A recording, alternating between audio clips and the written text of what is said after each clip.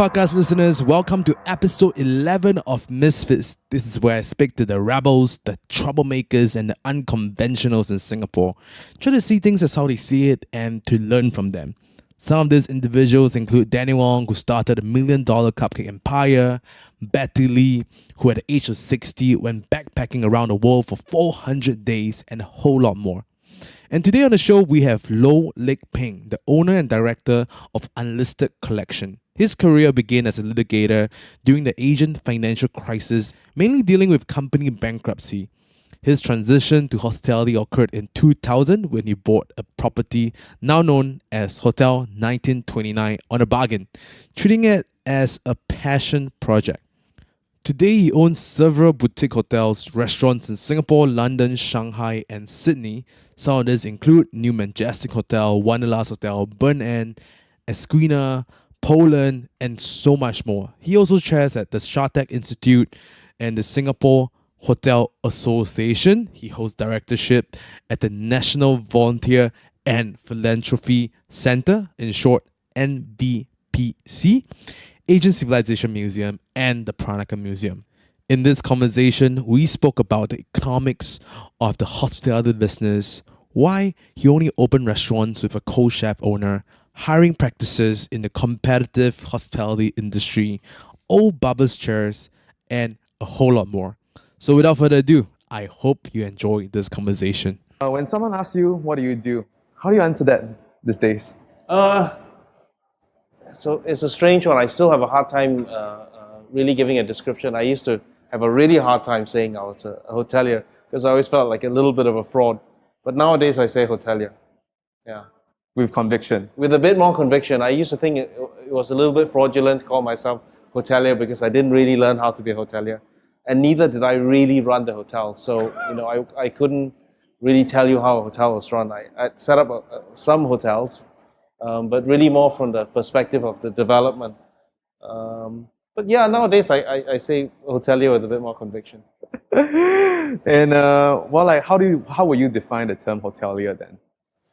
I guess someone who kind of... Or if there's a better term to describe yourself. Yeah, I guess for me, I struggle with it, because I don't really operate the hotels. I operate the hotels from a sense of the ownership maybe, but not necessarily from the day-to-day running of it. But I guess that is part of being a hotelier. And I also, I guess, do all the conception stuff at the beginning, But I don't really run the hotels. After they open, really I get the GMs to run them. And perhaps I look at the numbers once a month or a couple of times a month maybe. So from that perspective, yeah, I still struggle a little bit about defining my role.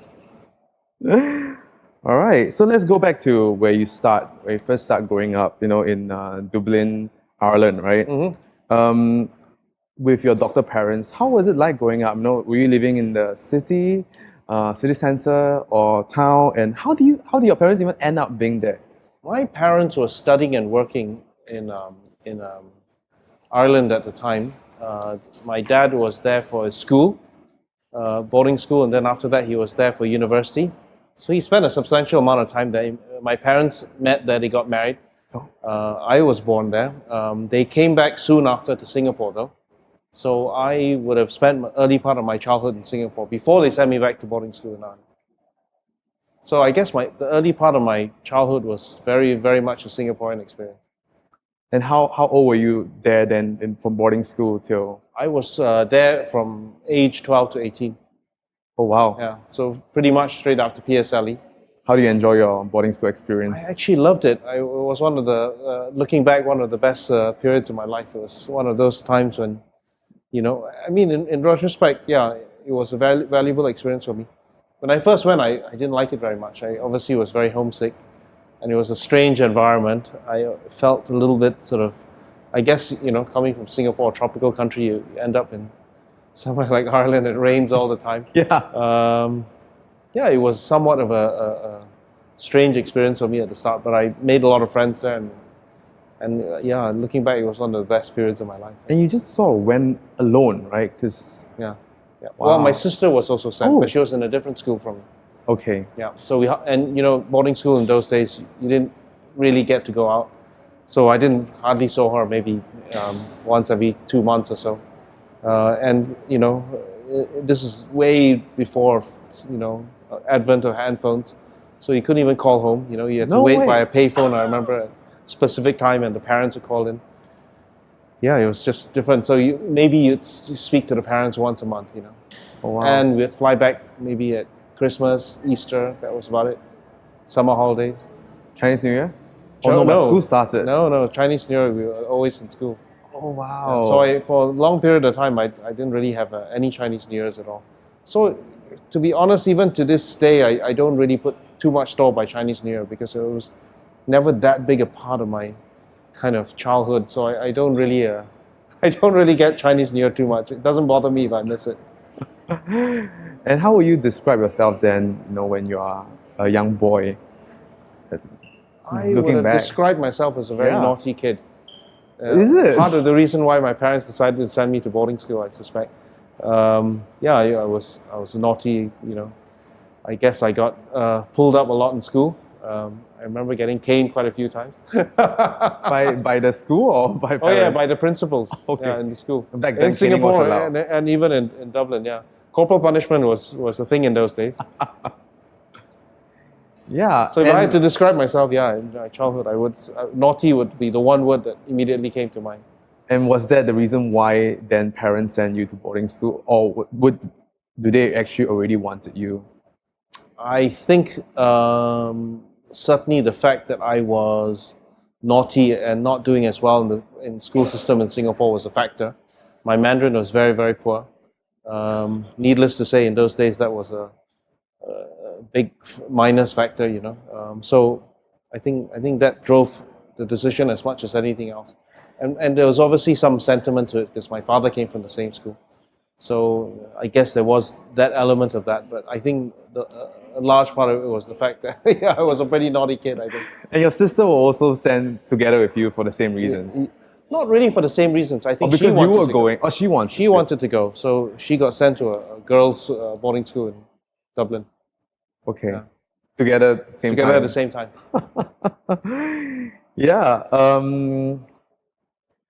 Were you then? I mean, there was an argument that you spoke with your wife Min, right, about sending the Yes. current. She's not gonna. I'm not gonna win that argument.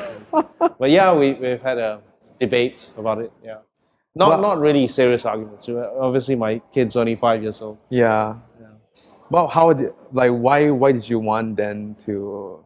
Because your kids haven't went to school yet, so we don't know if maybe it's naughty or it's not. I think for me, very much it is a sentiment thing now, more than anything else, because he'll be the third generation to go to that school. Right. And I enjoyed myself so much there, that I thought he would too. It's no more than that. I'm sure the education here would be equally fulfilling for him, and so if I did send him, it'd be more to fulfill that, sentiment for me more than anything else. And you took law. Was that your choice or your parents or both? Looking back. Yeah, you know what? It was a default choice. It was my choice, but it was more of a default thing because in those days I come from a family where both parents are doctors. Growing up, there was always an assumption I should be a doctor. I knew I didn't want to be a doctor. Default choice was to be a lawyer, I guess. So I studied law. My parents weren't going to let me do something like history or geography for sure. So, I studied law for that reason, but I never had a great passion for it, really.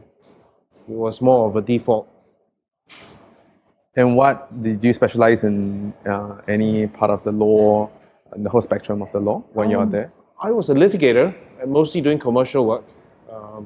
So it wasn't necessarily that I wanted to specialize in it. That was just the kind of thing that was going at the time. I entered practice in the late 90s.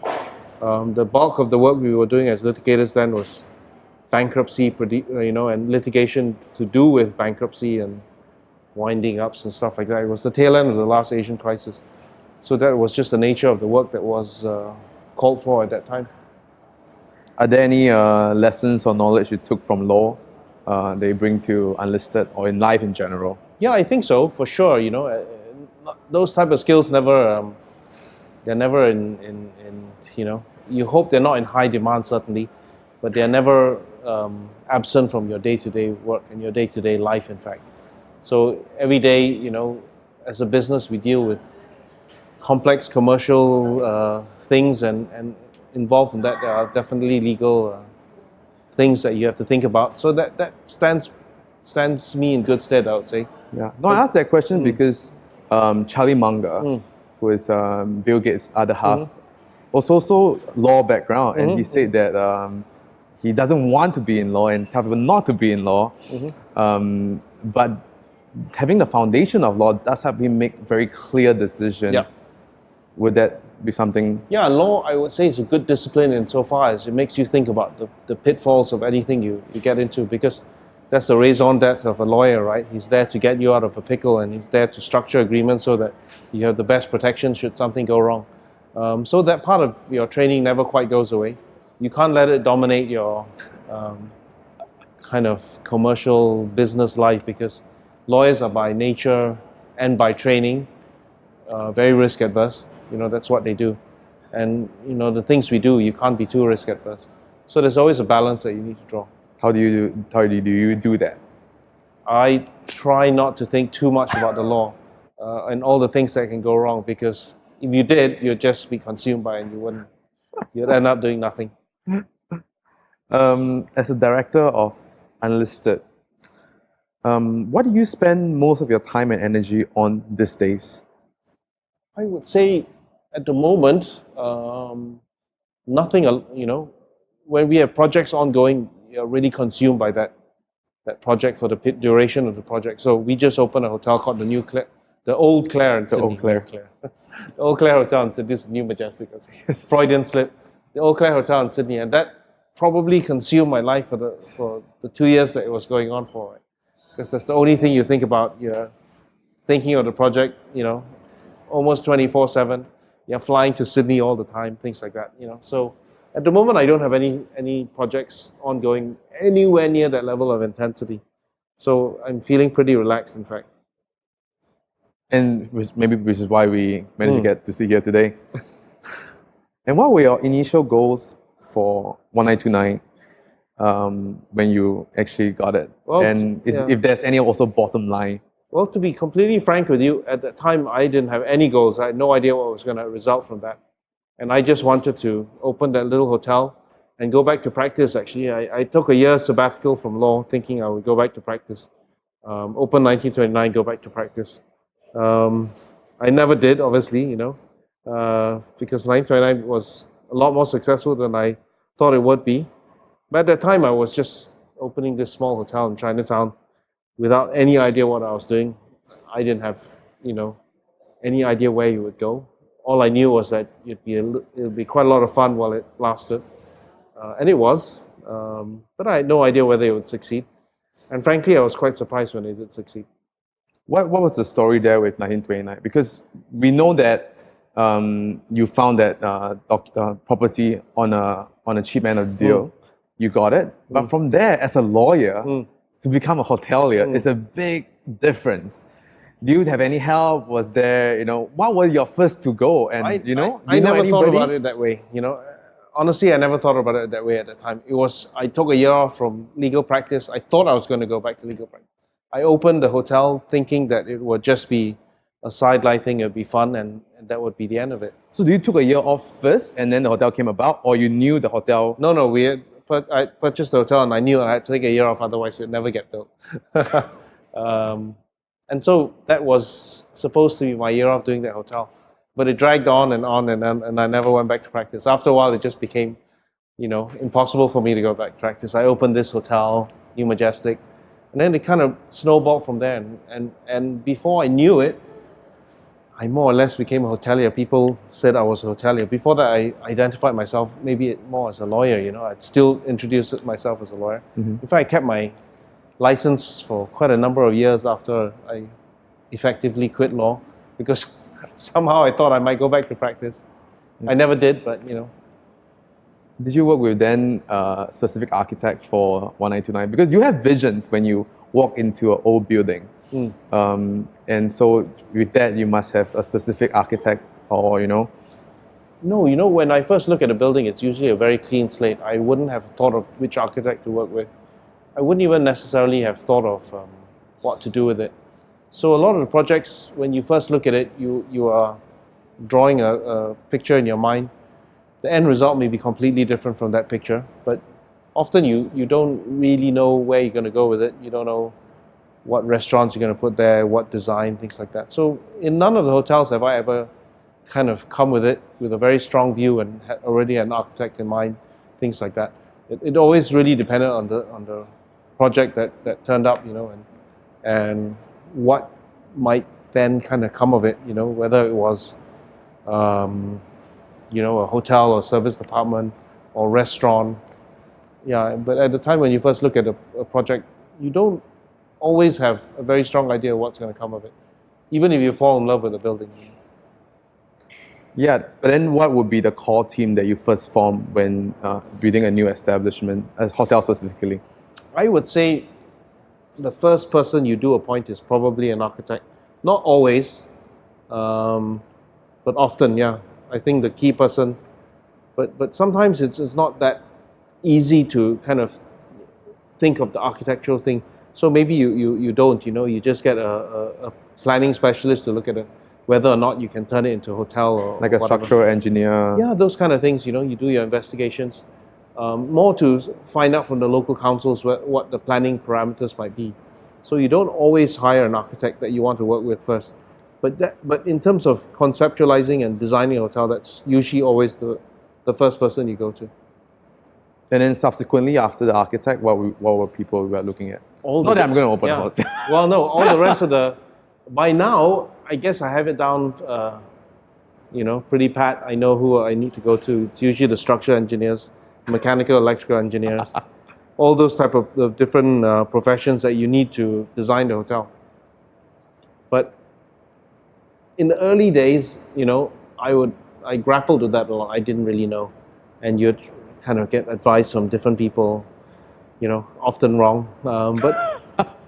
But the early first hotel, 1929, and even this one, to some extent, it was very much groping in the dark. You were just winging it more or less. You didn't seek any specific help from Not specialists really. or? Not really, which is thinking back pretty brave actually. A lot could have gone wrong, but I was very lucky that things didn't go that wrong. But that's pure luck, not by design for sure. Why did you choose to sell back 1929 on leaseback agreement, right? Yeah, I sold and leased it back. I guess it was just an opportunity really to What were you considering? What was the opportunity that you were looking I was at? just considering recycling the capital and doing something else with it. But it was a very tough decision. I grappled with it for a long time because 1929 was my first hotel and for sentimental reasons, the one that I was most attached to for that reason. That was not for New Majestic, is it? Huh? No, the capital that you got. No, it wasn't. I only sold it a couple of years ago. And New Majestic we opened in 2006. Yeah. So it was many, many years after that. I think it was just more a question of using the capital to do other things because Singapore, you can only really kind of do so much in Singapore before you kind of bump up against yourself more or less, in neighborhoods that you're in. So we were looking to do stuff overseas and liquidating some assets just made sense for us in realizing the capital gains that we had in order to do other projects. Otherwise, it'd been much riskier and much more difficult. Which was your first overseas establishment? Overseas, the first one was Waterhouse, I think, in Shanghai. Why that? Why? What was the story, actually? Actually, Shanghai, Waterhouse was just a friend introducing me. He knew I'd done the 2 hotels here. Then I think in Shanghai, he was looking for retail spaces. This is when was this? 07, 08 or something? I think it was 08. And he was looking to open retail premises there. He came across this site that was not good for retail, but he thought it would be perfect for a boutique hotel. So he called me up. I went up to look with them, and I thought it was perfect for a hotel, and that's really how the Waterhouse came about. But at the time, the area was still pretty rough. It was the old docks of Shanghai, so it was a lot of old buildings, but beautiful old buildings. Buildings from the 20s, the 1910s, 1920s. Some simple Art Deco buildings, not as ornate certainly as the main bund, but that was where the industrial kind of zones were. That was the original docks of Shanghai, so right by the river and beautiful, and that's really how Waterhouse came about. So all my overseas ventures have also been largely opportunistic and to some extent accidental. People introduce them to you. I never went out looking for them, Oh, but people introduce them to you, and you looked at it, and I looked at it and said, "Wow, okay, we could do something with this." And really, that's how they came about. every time you see a property, because I assume that boutique hotel is not the run-of-mill revenue churning hotel as what you see with the big chains. Do you see it more as a property investment, or actually just by operation of hotel You have to as a look at business it. point of view? You have to look at it as both, really. You can't. It's inescapable that hotels are real estate assets, and they are very capital intensive. But at the same time, when you run a hotel, it's very operational. It's day to day. It's 24/7. So both aspects are very important for different reasons. But inevitably, you always realize at the end of the day that this is a real estate asset. You can't get away from it. Okay, let's move on to F&B. Most of the restaurant establishments are open with a chef being the co-owner. Has that always been from the start, and why? So yes, it has always been from the start. We've always had equity partnerships with our key chefs, and that started with my very first restaurant. Ember, that's right, with Sebastian Ng at the time. And the reason for that is I always recognize that the really talented chefs, you can't keep them with you if you don't give them some skin in the game. At the end of the day, everyone has to look after their own careers, their own families. They have an obligation to themselves to do the best that they can, and so you must try and align their interests as much with yours as you can. And the way to do that for me is to give them equity in the business. And then you don't have to motivate them. They're self-motivated. They are going out to do the best that they can in the best interest of the business. I'm not particularly sort of concerned about, controlling every aspect of the business. In fact, I try not to do anything with the restaurants on a day-to-day basis if I can help it. I want the chefs to be self-motivated and to do the best they can for the business, and I try not to interfere with that. Where do you get that from the idealization of the arrangement, or has that always you have been tinkering with that idea, and you sort of decided that that is the way to go for it? It wasn't so much tinkering or not tinkering. It was just result of having conversations with like people like Sebastian when I first met him. And I wanted to give him a good deal. I wanted him to come in because it was in his best interest, not because I was setting up a restaurant. I needed a chef. When you speak to a lot of chefs, they have a very clear idea in their mind what they want to do with their restaurants and things like that. It's about finding the right fit with that person and giving him the tools to do the best job he can. What was the story with Sebastian?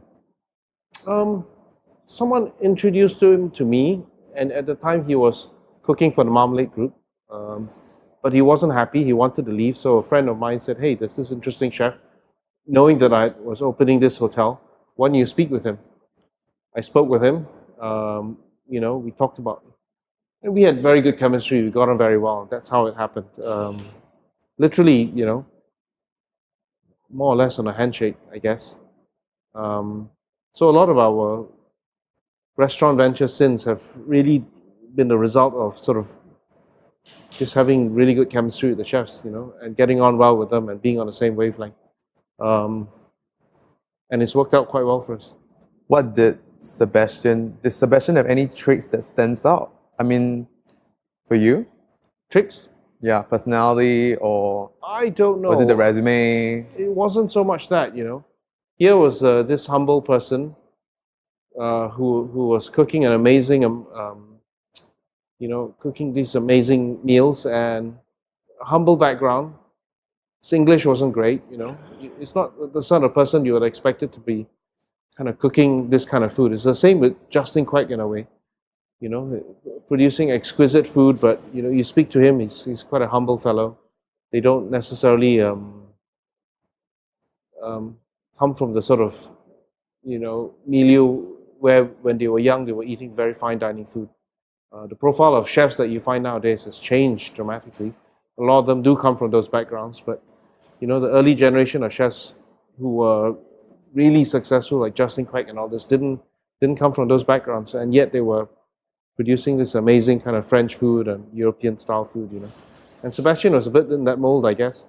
And he was very driven. He was very motivated. He was just great to work with, you know. I never had to chase him one day in my life. He worked harder than anyone I knew up to that point. No way. That was great. And continuing, you became investing in more restaurants, moving away from hotel. Is there a reason why? Simple, I guess, for us is because for one thing, we first started our restaurants as part of hotels, and they were integral part of the hotels. But the restaurants we were doing at hotels became so successful in their own right that it made sense for us to expand. So that was the first impetus. The second was that it's much easier to do a restaurant than a hotel. You know, a restaurant you can open in 6 months. Hotels take years, you know. There are no shortcuts. If you're developing a hotel from scratch, it's at least 2 years, you know, and often much longer. By the time you get your planning permission and doing the design, tender, then you're contracting and all that, it can take 2 years, 3 years, 4 years. So you can't do that many hotels at the same time because they're very capital intensive and they are just very time consuming. Whereas a restaurant, you can open 5 restaurants in a year, no problem. And so it just became easier to open restaurants. And for your restaurant, do you own the property? Not always. Okay, sometimes on a lease. Sometimes, yes. Okay, so Quite then often on leases, yeah. yeah, no, because I asked that in the sense that restaurant like hotel too is not the most lucrative business from a business standpoint. No, it's not. Yeah, so which is my reason to ask that question. Well, restaurants are much less capital intensive than a hotel, right? Hotel, you're literally spending tens of millions. A restaurant, you can do it for a tiny fraction of that.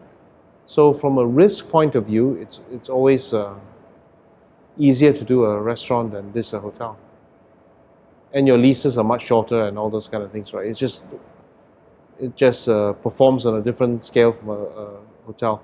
And hotels can be very profitable if you get the right model, operating side. But of course, the real estate is the largest component of the business. It always is in a hotel.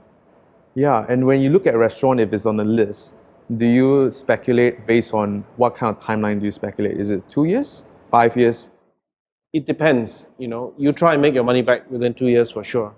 Some restaurants don't. Some restaurants make it back in 6 months. Just depends on type of concept. But for a scenario planning point of view, you always look at it within the 2-3 year horizon. Otherwise, you know, it doesn't make as much sense. Looking at personalities and traits, right? When the co-owner of a restaurant, what are some things that you look for? Knowing what you know now. How do you mean? Is it personalities or traits? You're talking about the chef? The chef. You work with? The co-owner of the restaurant is the chef, okay. correct? Usually it's the head chef. It's always the chef. It's always the chef. I guess for me, it's fairly intangible. You know, it's really about getting on well with the person, having a good rapport, good chemistry, and a good level of trust. So it's not a specific thing you look for. It's more an intangible thing. You know, whether or not you think this person, you can get along with him in the long term, because it's more or less like a marriage. You know, when you do a restaurant with someone, it's a long term thing. Yeah, that's why I asked, because since if it's a marriage and I'm a wedding planner, doesn't this handshaking activity requires more than a meal together? Or It does. It does. That's why it takes a while. I mean, um, but for me, I don't have a particular formula that I look for in a person. A lot of it is really down to a gut feel about that person's character, and whether or not you have good chemistry with them. And by that, I don't mean, you have a good laugh together, but I mean, do you have a good sense of where his business values lies, whether they align with yours, whether it's the kind of restaurant and concept that you like. Because I get approached all the time with concepts, and sometimes they just don't gel with you. So there are quite a few factors that you look for before you agree to sign up with someone, I guess. But it's not always something readily identifiable that you can sketch on a sheet of paper or something. so let's say if someone were to pitch you a restaurant, what are the few things they would need to bring to you other than an idea in their head? A very, very good sense of the concept. Some outline numbers so that they are aware of what their costs are going to be, what their projected revenue should be, where they need to sit on the rent, all these kind of things. So, and these are things we can help them with. But if I'm speaking to someone who's pitching to me about a restaurant, those are the kind of things I want to hear about, that they've thought of it, and not just looking at cooking or opening a restaurant as some kind of artistic endeavor. Some people think that, and that's usually the wrong person to work with, because you'll have a nightmare trying to get him into line when the business suffers or it doesn't do well. Yeah, because I'm saying this also in the future, you might be approached again and they were like, okay, just listen to this podcast first and then prepare all the things that I say and then come to me again. We don't ask for huge reams of data, but they've got to know very well the concept that they want. They have to know it inside out. They got to be capable of it, of pulling it off, and they got to have a rough idea of what numbers they need to hit in order to survive. Because you seem to me like such a calm, relaxed, hang back person, and I couldn't imagine you just like, I need this, this, and this. It's also, I feel it's more also like the person who come pitch to you, they should just be prepared. Yeah, I mean, some of them we don't ask for all these things for, because I know them well enough. Like Dave at Burnt Ends came from London, where he worked for us in London. It's the same with Clayton Wells at Automata. Clayton worked for us for many years in London. So these guys, do I really sit down with them and make them produce all these things? No, because I know them well enough already. But if it's someone I don't know well, then yes, obviously we make sure that they are well aware of what their business needs to be at before they can succeed.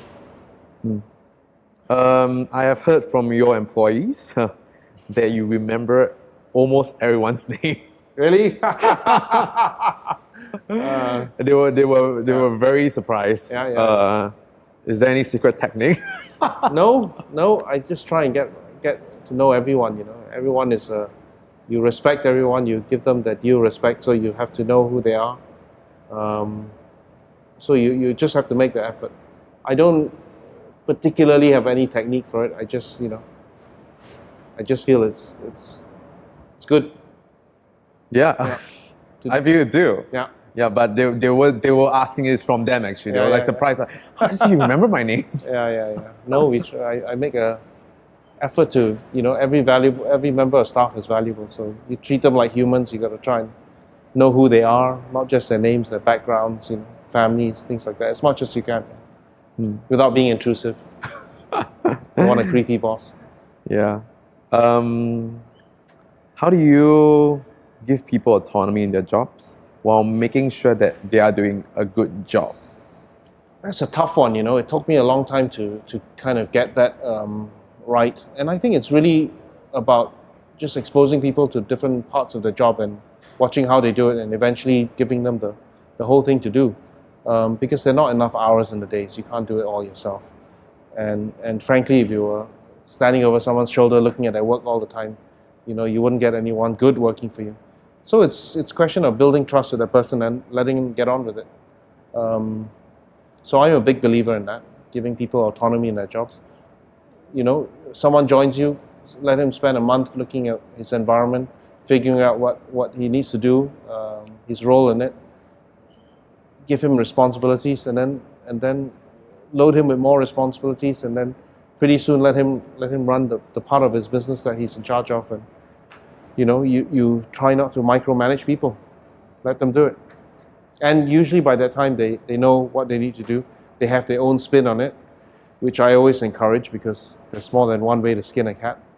And usually the results are good.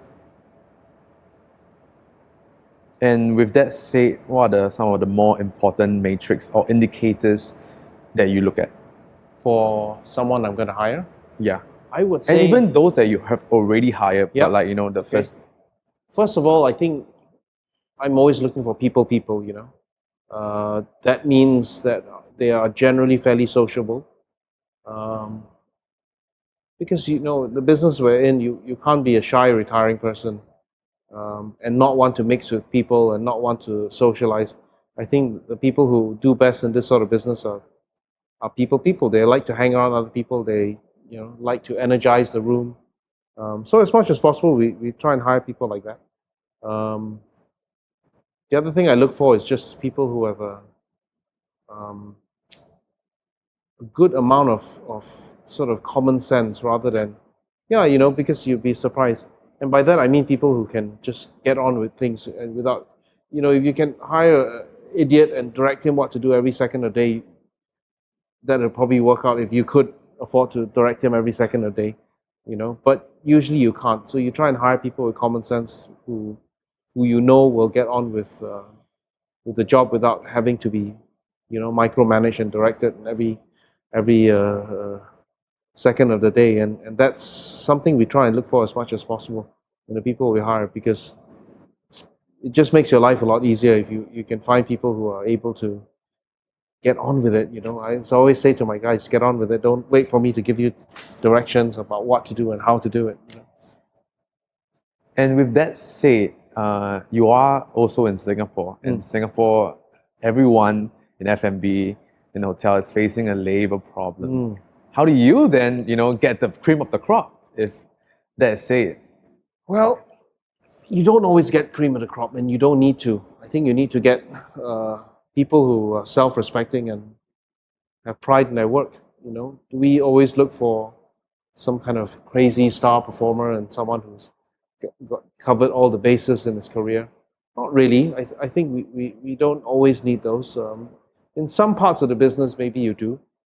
But honestly, we just look for people who are self-motivated, you know, who are, excited to do their jobs. They don't all need to be superstar, the best people. But you hear that all the time from, management gurus, how to hire the best and all that. It's not always easy. And I don't try and hire the best all the time for every single job. I try and find people at the right stage of their careers who are enthusiastic about doing certain things and certain functions. And in a few years' time, sometimes they leave you and find other jobs to grow in their careers. That's okay. But I don't need to find a fully formed super employee for every position. Yeah. And with that said, do you engineer their jobs in such a way that, with people now leaving every 2 years, or maybe even lesser, how do you or if there is anything that you put some thoughts into it? Well, I think you have to treat people with respect, as I said, and if you do that, and if you give them a fulfilling job, and you pay them well, I think most people will stay with you for at least a decent amount of time until it's time for them to move on for career reasons. And I think we do our fair share in that regard, and we get our fair share of employees who are loyal and stay on longer than market expectations, I guess. Yeah, I was just at a wedding last weekend at Poland. In Poland? Yeah. Okay. I'm a wedding. Yeah, I'm wedding. No, not my wedding. Yeah, I'm a wedding planner by day. But you said in Poland. Poland. Okay. No, the what Flower Dome. Oh, Poland. I thought you Poland, meant sorry. Poland as in the country. I was No, like, Holland. wow, you just okay.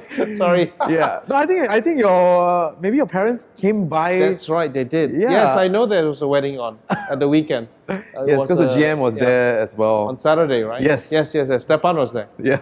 Oh, that was the wedding you were organizing. Yeah. I saw the pictures online. Oh, that was After fast. that, yeah. Well, I knew it was on, so I checked the Instagram account. Yeah. Yeah. How about let's look at failures. How do you view failures? Well, they're your views? almost inevitable, I guess. You know, I'm long in the tooth enough to know that not everything you do is going to succeed, and I accept that sometimes things I do will fail. That's part of life. Yeah. At which point did you know to cut your losses? The first one must be the hardest. Yes, yes, but you always know when to cut the losses. It's usually shouting you in the face, Yeah, it's usually pretty obvious. Because like with the whole entrepreneur and startup culture, it's always tweak until you win, right? Yeah. And what's then is it to cut or to tweak? I think sometimes it's a question of how much energy you're willing to invest in something. Because tweaking something doesn't mean it'll succeed. Sometimes it does. You got to recognize those moments, I guess, and they're not always teachable moments, because I think the circumstances change a lot, and what might work in one situation might not work in another. So, to tweak or not to tweak, I think sometimes it's just a judgment call. There's no formula for it. There's some things, whether it's sometimes the location is just not good. So would tweaking it help? Maybe not. So I think you just have to realize sometimes that something is not going to work, I guess, and shut it down. But by then you usually know. Unlisted. In 2011, why did Unlisted happen? Was it a HQ for marketing and HR? Because all these are all individually run business, right? What was the thought then? Well, by then we had been running for a number of years. We had quite a lot of different concepts overseas as well as in Singapore. And although we always tried to cross-market to some extent, we weren't particularly good at it because we didn't have a vehicle for it, And so Unlisted Collection came about because of that. We were just looking to have an umbrella for a range of brands that really didn't have a lot in common with each other otherwise. And so Unlisted came about because of that. It was just more a necessity, and we did it for that reason. And this worked out quite well for us because, from there we understood a little bit more about what our different brands were and how they needed to operate parallel to each other rather than, because they're all distinct concepts and we have kept them as distinct concepts. But, at the same time, how do you make the obvious connections? So will you say it's mainly for marketing purposes? Yes. It is mainly for marketing purposes, even to this day. How do you cross-market? How do you find obvious ways of working with each other?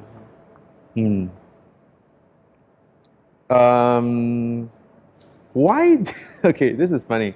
Because you have a whole list of places where you chair. Okay. And I was just like, how do you find? Because I have a friend, Beyond Ching, who runs Artichoke, who also teaches and do events, Beyond, and great guy. Yep. And what you do even more, chairs at even more places than him. Obviously, like why, and then let's go on to the what do you need to do in each. Sometimes it's interest. Sometimes it's feeling about giving back to the industry. So, for example, I chair ShareTech, and that's very much feeling of obligation to give back to the industry. And it's such an important role, to bring new people into the industry. And I feel that, if I'm asked to do it, I should step up and try and give my best where I can. So, and I guess it was one of those roles that was, in a way, thrust upon me. I was asked whether I would be, you know, and I said, okay, I'll give it. I'll do my best. And it's a rewarding role. You have a lot of fun doing it, you know, because you see the pupils coming through. You try and make sure that you're well connected with industry, and that you are churning out students who are relevant to the industry. And it gives you a great insight to what industry is doing and the kind of talent throughput that's coming out. You know, and as for the other things that I work on, you know, some of them are charitable ones, like, you know, National Volunteer and Philanthropy Council. Again, those things are about giving back to society and seeing if there are things you do in your professional life, in your personal life, that can contribute to wider society. And you know, it's something my parents taught me, I guess, you know, how you should always try and look after those less fortunate than you, if in your capacity you are able to do so. So as much as I can, I try and do that. It's not always easy. I think partly because of competing interests and time and all these kind of things. But if someone asks you to and you can do it, you should definitely do it. So that's always been my philosophy. And as for things like NHB stuff, you know, whether it's the museums and all that, it's stuff I've always really enjoyed. So for me, I get a lot of personal reward out of it. I've always been very much into heritage and conservation and things like that. So Do you get to choose like what to keep and what to put on? No, not really, but we work with the museum curators and things like that. It's always a huge collaboration. I mean, the thing about museums is they are large organizations. They got enormous budgets. They are, you know, tied to many sort of national agendas and things like that. So, in a sense, it's a large, like a large cruise liner. You know, you direct things in a certain way, things like that. But it's always with a mind to, you know, your capabilities within the museum, what the mission of the museum is, things like that. It's not a large ego trip where you're trying to figure out, you know, wow, what do I want to show? You know, those things almost never happen. So, I mean, like, hearing from what you say, it's kind of like going in, knowing what they do, understanding that, Yep. and then delivering it. Yeah, you have to be there to serve the institution, not yourself, you know, and the role of all the museums is slightly different, whether you're a national museum or you're the Asian Civilizations Museum or you're the National Gallery. All of them have a different raison d'etre, and you have to figure out how best you can serve the interests of that institution. And with Shatec per se, what were your few decision points? What were things that are pushing with the school? Well, it's always about making sure that you're producing the best talent for the industry that you can, and making your courses relevant and making sure that your institution itself remains relevant to the industry. Because at the end of the day, that's what a school like Shatec is there for. It's there to produce talent, a pipeline of talent for the industry. So you got to keep reminding yourself that that's what you're there for. You know? And with that in mind, how then the time, you know, that's the crux of it, right? You have to juggle. But you know, time management is just one of those things. You've got to find enough hours in the day and make sure that you are doing the things that really engage you. And if you do things that really engage you and that matter to you, the time isn't such a huge commitment. You learn to live with, you know, rushing to certain things or having to have less time to yourself. So, but if you're doing something that's a chore, then that becomes a big issue. You know, even if you have to spend a little time on it, it's a big problem. But the things that engage you, the things you find interesting, the things that you find valuable, you usually find the time for it, within reason, you know. And with that said, what activities engages you and inspire you lately? I would say a lot of it is still to do with work, you know. What really gets me going in the morning is finding that project to do, you know, that old building that you want to restore and the new hotel you want to create. And it's not, these projects don't come around every day, you know. At the moment I don't have one, for example. But you yearn for the day when you find that special project you want to take on again, you know. And each time I've done it, whether it's the Eau Claire, Town Hall Hotel, Waterhouse, it's always been just an amazing experience while it lasts. And then it gets finished, and you have to move on to the next one. Yeah. So this question, another one from your ex-employee. How many barber chairs have you collected? I think I have more than a dozen. No, I have easily more than a dozen. I stopped counting, in fact, but I have a lot. I have Are they a lot all of around? barber chairs. I have, The- yeah, but all our properties have one. Why barber chairs? I don't know, it's a nostalgia thing for me again. I remember as a child, my dad used to bring us to, bring me specifically, to get haircuts on the weekends. And there were always these old cast iron barber chairs, I remember them from my childhood. And for a while, they started disappearing. All the barbers were switching to modern chairs. And I realized that all these amazing barber chairs, big cast iron things, were for sale at really not expensive prices. So I started buying them, and I realized that they were just such great pieces of furniture. A lot of people connected it. They saw this old barber chair, and it brought back memories of their childhood. I still remember sitting on those. And in fact, I remember I used to have a little wooden block from when I was very small. They put the wooden block on the chair, and you sit on the wooden block to get the haircut. And that's one of my earliest memories. Did you actually do any research on barber chairs? Like, what was it? Why did barber chairs look the way they are? Like, are they from the US or? Actually, the ones you get in Singapore are mostly Japanese. Oh, Yeah, the Takara ones, and I guess it was, I mean, if you look at those old barber chairs, they're made of big heavy. cast iron things. They're heavy. They'll last. They'll be around long after I'm gone. So they were designed completely over-engineered, and it's part of Yeah. why I love them. They're totally over-engineered. And they were made to cut hair. It's amazing, right? Nobody would waste this much engineering on a barber chair nowadays. Yeah, I If you wonder look at them, wh- they're much more simple now. I wonder why the emphasis on such design and engineering Yeah, on barber chair. I think if you went to a male barber in those days, it was much more than just a haircut. It was grooming. They shaved for you. They did all this wet shaves and things like that. People spend a lot more time sitting in those barber chairs than they do now. Now, unless you're going to a professional sort of men's grooming salon, nobody kind of does your, wet shave and things like that anymore. So it's much more transactional nowadays. You go to a barber and cuts your hair, and it's like $30 or whatever it is. Because the barber chair will be the most design engineering thing in the whole barber shop Yes, by far. by far, right? And they were amazing. If you look at the barber chairs, still now if you buy one, it's almost always in perfect condition, or you can make it again into perfect condition with a few screws of a screwdriver, So they were just made to really last. Wow, Those things will be around long after I'm gone, and as it is, they're already 70, 80 years old when I buy them. Oh. So I love collecting them for that reason. No, I love looking at them too, and was just wondering what was the thought process of this designer and the era this chair was born in. Yeah, why they made them that. But all the early barber chairs were like that. Yeah, Yeah, that's if you look the- at the Kokens and all that, they were all really over-engineered. yeah, that was the question. If I were to find an answer, I'll come to you. So last question before I jump into a round of quick question. What motivates you to continue to run the business? At this point, the motivations are simple for me. It's just really about continuing the businesses that I built, because they are so much a fabric of my life now. I can't imagine doing anything else.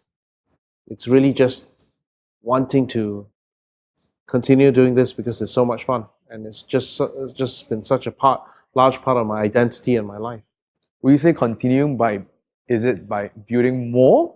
Both. Building more and running the ones that I've already built. Because you can't just build them and then ignore them, I guess.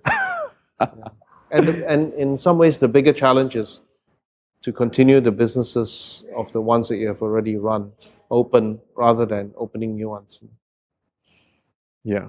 Okay, so round of quick questions. What have you bought recently under $100 that have impacted you the most? I think for me, father and son T-shirt, because it's kind of fun to kind of have the same T-shirt as your 5-year-old son. What does it say? Well, actually, it's the one from National Gallery. It doesn't say anything, but it's got a big block print, and it's more of a modern art kind of impressionist thing, and it's kind of cute, I guess. It's a little bit cheesy, but I like having the same T-shirt as my son sometimes. When the occasion calls for it, it can be quite cute. Yes. Any books or documentary that you like to recommend? Well, I haven't read a book in a long time, as I've readily admitted. I feel bad about it. I used to be really From your past, any books? from the past. Well, I've had favorite authors like Oh. like Nadine Gordimer and all these. But How do you I spell? haven't- Huh? How do you spell? Nadine, Gordie. She's a South African. Fiction? It's mostly fiction. Oh. So Ian McEwan and all these. I have a lot of favorite authors, I guess. But to be honest, I haven't read a book in a long time, and that's partly inertia. Once you stop reading for a while, picking up a book again and getting through the first chapter, sometimes it's a little bit hard, and you get lazy, and there's always something that you want to do, and you forget to, or you just kind of lose track of trying to. So I continue to buy books, but I haven't read one for a long time. But I'll go to the airport, go to the bookshop and pick out a book saying, oh, this sounds amazing, I got to read it. And then it sits on a shelf, I'm ashamed to say. And I haven't picked them up often for a long time, Any advice for now you're 44, so maybe 18-year-old and 20-year-old self, and place us where you are at? Wow, 18. I would just have been finishing school in Ireland and coming back to Singapore to do national service. I would have been nervous as hell because I hadn't lived in Singapore for a long time. A little unsure about myself, I guess, because I at that point in time you don't know how you're going to adapt coming back to Singapore and whether you'll enjoy it. So I'd like to reassure myself that actually it's not so bad. You really will enjoy it, and things aren't dramatically different wherever you are in the world. I think Singapore isn't really that different from Ireland after all, despite it being the other side of the world and people having different accents and things like that. Human beings are all ultimately we're all the same. So maybe a little assurance for myself. And what was the other age? 28? 28. Wow, 28 would have been peak of my legal career when I was well, not peak of my legal career, but when I was starting out as a young lawyer. Yeah, I guess for me at that time it was a strange situation because I would say I was doing quite well in the career, but at the same time not finding it very fulfilling. Simply because the work itself wasn't enjoyable at that time. A lot of it was bankruptcy stuff, and bankruptcy is a very miserable area of the law because you are really kind of, you get a front row seat into the misery that business failures can cause. So I wasn't really enjoying it. But I would say to myself at 28, that maybe there's a different thing to life than just work and law practice, because at that point in time you're not enjoying your career. It can seem very demoralizing, right? What do you do? That's the only thing you train for, and you spent years training to be a lawyer. And so the opportunity cost at that time seems very high if you're going to switch, but actually it wasn't very high at all. The opportunity cost was very low. So maybe that would be what you would yeah, tell. just a bit of perspective, what you think of. How were you convinced that little 28 self that? I think it's just perspective. At that time, it seems like a big thing to switch from law to something else when you've spent the best part of 5-6 years training to be that person. It's not a big deal, I guess. And it's achievable. Yeah, it's achievable. Plus, all the things that you've learned is not wasted, because that's what you hear all the time, right? People, it's wasted your degree, you've wasted all the years you've spent studying. None of it is wasted. It just adds to the, that column of life experience. When you think of the word successful, who came into your mind and why? Wow, who came into my mind? I don't know. I think someone like Mother Teresa was successful, simply because she made it her life mission to help others, and she became known for it. It wasn't a conventional career success or being rich or something, And for me, some element of success is always tied up with financial success, I guess, and business. But I think I would like to think at the end of the day, when I'm on my deathbed, that I'll think more about the other things I did in life that gave me as much fulfillment, I guess, whether it's family life, which is something I'm really enjoying at the moment, much more than work in a way. So I'd like to think of myself if succeeding when I'm on my deathbed at 85 or whatever it is, that I've kind of left behind a happy family and a successful in a career sense, my children. But more importantly, that they're happy, I guess. Are there any routines or habits that you find important? No, not really. I'm not much of a routine person. I like to just go home after work and hang out with the family. If that's anything like a routine, I guess that's something I enjoy. Morning routines? Morning routines, I don't really have any. I'm quite happy to roll with the punches. I don't really have any particular routine. I'm not much of a person who seeks routine either. Generally, I'm quite happy to do different things. What are some of the most common misconceptions about you or your work? I think people are always a little bit surprised when they first meet me because they expect me to be much more trendy or fashion forward or something, I always find a tinge of disappointment when they first meet me. Like, wow, okay, you're quite an ordinary person. Yeah, and that's maybe that's something that people always are surprised by, because I'm perceived to be some style maven or something, lots of fashionable restaurants and hotels, that somehow I must personally myself be a particularly stylish person, which I'm not, so people are always a little bit surprised when they first meet me. Yeah. If you have a time machine, when and where would you travel to, and what would you do there? Oh, I think I would travel back to It could be the future too. Huh? Either way. Yeah. I think I would travel back in time though. I think I would go back to the 80s and see what I was doing. I think that would be quite nice. As I said, I very much enjoyed my time in school. I would like to revisit that kind of. I would, and maybe appreciate it more, because you never quite appreciate things until they're over, really. Yeah, if you don't mind me probing a bit further on the school part, because I never heard about the overseas boarding school experience. How was it like there? It was a lot of fun. Yeah, I think I really was miserable when I first went. My first year there, I missed home a lot. After that, I had a lot of fun just with. What were the fun things you would like? I think it was more just the friendships you make. The friendships that last for life. All the friends I made then, I'm still friends with.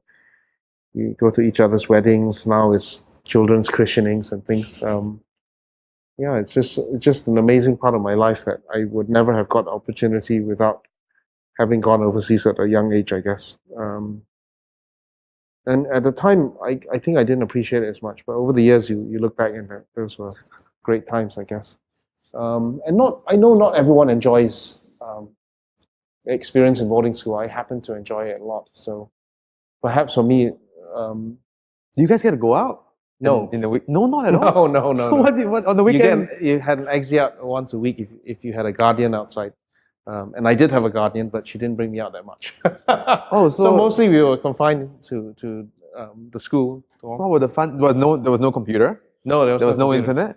No, not so in what Ireland. were the fun? Not in Ireland in 1980s. No, 1985 in Ireland there were no computers. Hang out in the forest or we would picking berries. Yeah, maybe? we would literally go picking berries in autumn. You pick all the blueberries and your hands would be all stained black. Yeah, I remember, and your whole cheeks would be all black from eating the blackberries and the blueberries, things like that. Yeah, and we would play in the fields. We tried to catch the sheep and things like that. I was in a very rural school. So we were surrounded by sheep and cows and stuff. So it was a fairly bucolic sort of experience, I would guess. It was fun. I think we did all sorts of naughty things still, trying to go back of sheds to smoke and things. was perceived to be a very grown-up thing to do. Um, you know, Gotta do it all Yeah. when you're young. Last, are there any says or do you like to tell the audience? Things you'd like them to do? say or do. I don't know, people always ask me to say something along those lines, and I always struggle. I don't know whether I would have done something if someone had announced it to me, oh, you should do this, I think a lot of times in life you got to find your own mojo, your own kind of thing that gets you going. Advice from someone like me is probably not that helpful because my life experiences and the things that get me going are quite different from what someone else might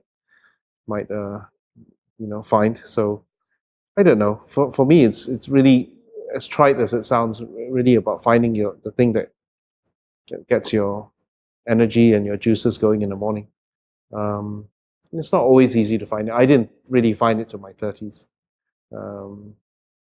And some people never quite find it, right? They don't enjoy the jobs when they hit their 50s, and that's pretty miserable.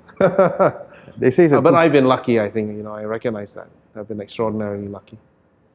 They say it's a two-part equation. First part is finding out, and that's the toughest part, and the next part is doing it and becoming yeah. good at what you do. And I never discount the fact that luck plays a big part in what happens to you in life and things like that. As much as people say you make your own luck and things like that, honestly, the chips have to fall at the right time, in the right places, in the right sequence, and sometimes they just fall better for other people than for others. It's not necessarily so because someone is more skillful or they are somehow better at doing something. Often the difference between success and failure is luck, being there at the right time, meeting the right person. Could be anything. Where can people find you or interwebs or your projects? I don't know. I guess unlistedcollection.com. Yeah, they have an Instagram, Yeah. Facebook. Instagram and Facebook. Yeah, I'm on Instagram somewhere. Yeah. Okay, we're done. Cool. Thanks, Brian. Thank you. What's up, people? It's over. As usual, all show notes, links, books can be found on our website, brianvictor.com. In the upcoming weeks, we have Adrian Tan, the author of the Teenage Textbook and the Teenage Workbook. If you'd like to be notified for these episodes or really cool articles coming up, go to the website and sign up for the mailing list. Thank you again for giving me your time and listening to this episode. Have a fantastic week ahead.